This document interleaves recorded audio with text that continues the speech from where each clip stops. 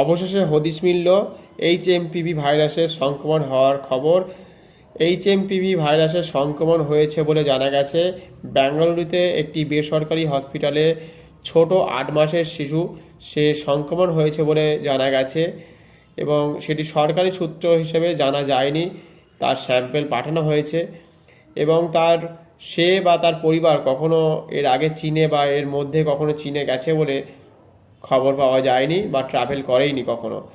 এটি 2001 সালে এই সংক্রমণের হদিশ ছিল, তারই একটা প্রকোপ হলে হতে পারে, সেইটা পরবর্তী সময় আরও জানা যাবে।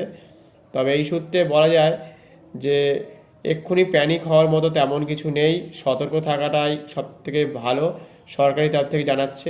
তবে কর্ণাটকের সরকার জানাচ্ছে যে প্রত্যেককে মাস্ক ব্যবহার করতে, দূরত্ব মেনটেন করতে হবে এবং 20 সেকেন্ড করে অবশ্যই হাত ধোয়ার পরামর্শ দিচ্ছে। প্রত্যেককেই সজাগ থাকতে হবে। যদি সর্দি কাশি জ্বর বা শ্বাসকষ্টজনিত যদি কিছু হয়, গলা ব্যথা হয় বেশি বা অন্য সংক্রান্ত যদি কিছু হয়, অবশ্যই ডক্টরের পরামর্শ নেওয়া উচিত, সেটাই জানাচ্ছে।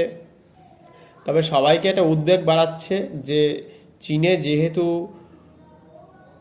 দলে দলে মানুষ ভর্তি হচ্ছে হসপিটালগুলোতে, সেই জন্য কিন্তু ভারতে একটা হচ্ছে যে চীনে দলে দলে যেহেতু সংক্রমণ হচ্ছে, মানুষ ভর্তি হচ্ছে, যাতে কোনো রকমভাবে ভারতের ওপর এরকম প্রকোপ করোনার মতো যেমন আগে হয়েছিল, সেই জন্য সাবধানতা একটা থেকেই যাচ্ছে, ভয় একটা থাকছে তখন যে অতিমাত্রায় যদি সেরকম কিছু ঘটে, সেই জন্য একটা উদ্বেগ থাকবেই সবসময়ের জন্য।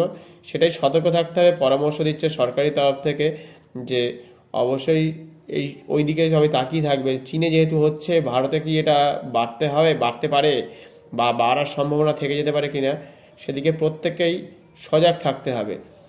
আর এক্ষুনি তেমনভাবে এখনও সরকারি তরফ থেকে কোনো খবর আসেনি যে তেমনভাবে ভারতে ছড়িয়েছে। যখনই খবর আসবে অবশ্যই সরকারি তরফ থেকে সবাই জানতে পারবে বা আমরাও জানিয়ে দেবো। এবং সবথেকে বড় হচ্ছে মানুষকে এখন সতর্ক থাকাটাই সবথেকে শ্রেয় বলে জানাচ্ছে। সতর্ক থাকতে হবে, এটাই পরামর্শ দিচ্ছে। তার সাথে সাথে আপনাদের অবশ্যই একটু উষ্ণ জল খাওয়া অভ্যাস করতে হবে, ব্যায়াম করতে হবে।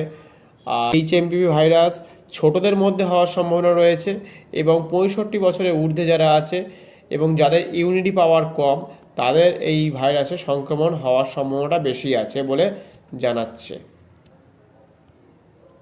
পরবর্তী আপডেট আসলে আবার আপনাদেরকে জানানো হবে।